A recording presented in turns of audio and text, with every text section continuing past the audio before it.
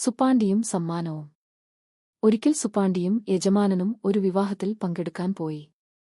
യജമാനൻ സുപ്പാണ്ടിയോട് കുറച്ചു പഴങ്ങൾ വാങ്ങാൻ ആവശ്യപ്പെട്ടു. വിവാഹ ദമ്പതികൾക്ക് ഒരു സമ്മാനം കൊണ്ടുവന്നു.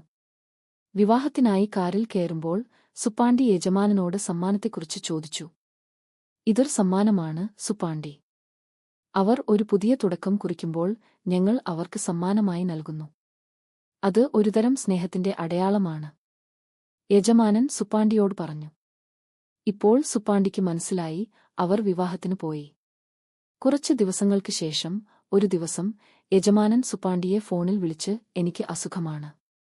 ഓഫീസിൽ പോകില്ല, അതിനാൽ നിങ്ങൾക്ക് വീട്ടിൽ തന്നെ തുടരാം. അദ്ദേഹം സുപ്പാണ്ടിയോട് പറഞ്ഞു. യജമാനന്റെ അവധിക്ക് പിന്നിലെ കാരണം അറിയാത്തതിനാൽ സുപ്പാണ്ടിക്ക് വീട്ടിൽ താമസിക്കാൻ കഴിഞ്ഞില്ല. അങ്ങനെ സുപ്പാണ്ടി പിറ്റേന്ന് യജമാനന്റെ വീട്ടിലേക്ക് പോയി. അവിടെ അദ്ദേഹം കണ്ടു, യജമാനൻ സ്വീകരണമുറിയിലെ സോഫയിൽ കിടക്കുന്നത്. കാലിൽ ഒടിവും നെറ്റിയിൽ ഒരു മുറിവുമുണ്ട്. സുപ്പാണ്ടി കൗതുകത്തോടെ അവന്റെ അടുത്തേക്ക് വന്നു കണ്ണീരോടെ സംസാരിച്ചു.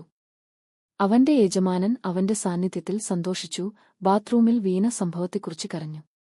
മുറിവ് ഭേദമാകുന്നതുവരെ 1 മാസമോ അതിൽ കൂടുതലോ ഈ വീൽചെയർ ഉപയോഗിക്കേണ്ടി വന്നുവെന്ന് യജമാനൻ പറഞ്ഞു.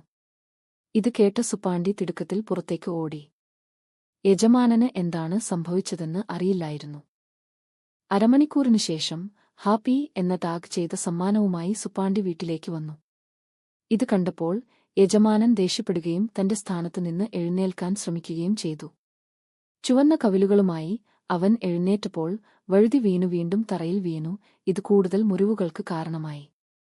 എന്താണ് തന്നെ ദേഷ്യപ്പെടുത്തിയതെന്ന് സുപ്പാണ്ടിക്ക് അറിയില്ലായിരുന്നു. ഓ മാസ്റ്റർ, നിങ്ങൾക്ക് സമ്മാനം ഇഷ്ടപ്പെട്ടില്ലേ? കാത്തിരിക്കൂ മാസ്റ്റർ, ഞാൻ നിങ്ങൾക്ക് മറ്റൊന്ന് കൊണ്ടുവരാം. അവൻ സ്ഥലം വിട്ടു.